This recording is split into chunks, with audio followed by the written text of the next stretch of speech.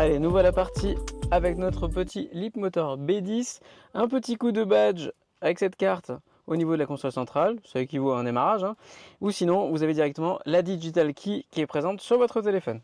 On pourra tout de suite apprécier le fait d'avoir une caméra à 360 degrés pour les manœuvres qui s'allume de façon très réactive et qui s'éteint tout aussi vite, regardez. Ça, franchement, c'est super pratique. Au niveau des boutons, on aurait préféré avoir quelques boutons physiques quand même, hein, puisqu'on a tout qui est centralisé directement sur l'écran.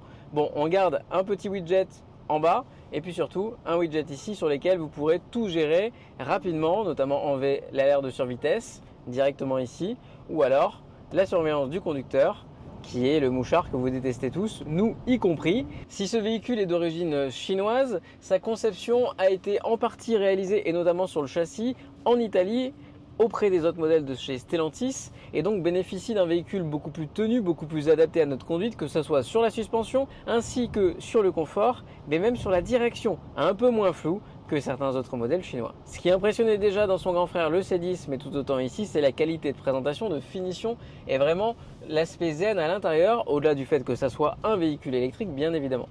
La navigation embarquée reprend un tips que j'appréciais beaucoup chez un autre concurrent chinois, Smart, notamment les aires de repos annoncées avec ce que l'on y trouve. C'est toujours très pratique d'avoir un œil dessus, même si dans votre GPS de base, vous n'aviez pas prévu de faire un arrêt. Donc là, vous voyez dans le GPS, on a également l'information du nombre de mètres qui reste avant l'entrée au péage. 200 mètres affichés sur le panneau, 204, encore plus précis, sur le GPS. Alors l'insonorisation est vraiment correcte. Allez, on active le régulateur de vitesse adaptatif en un seul clic. Donc là, ça ne vous changera pas si vous possédez déjà un modèle américain. Alors elle aura tendance, on peut le régler évidemment, à freiner un peu tôt par rapport à la voiture qui est devant. Les capacités de batterie oscilleront entre 58 et 67 kWh, ce qui vous permettra d'avoir un rayon d'action aux environs de 420-430 km maximum.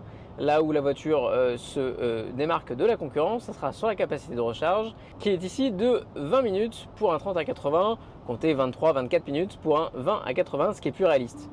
Le régulateur de vitesse adaptatif est malheureusement prédictif en virage. Ça, c'est plutôt embêtant pour ceux qui ne souhaiteraient pas l'utiliser. En effet, selon l'intensité du virage, de l'angle, eh bien, le véhicule va vraiment freiner en courbe et perdre non pas 2-3 km/h, mais facilement 20. Et j'ai mis un tout petit peu d'angle et on a perdu 7 km/h.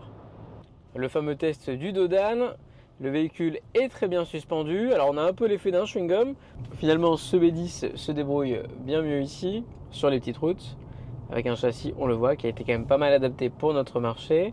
En revanche, j'aurais apprécié une direction encore plus précise.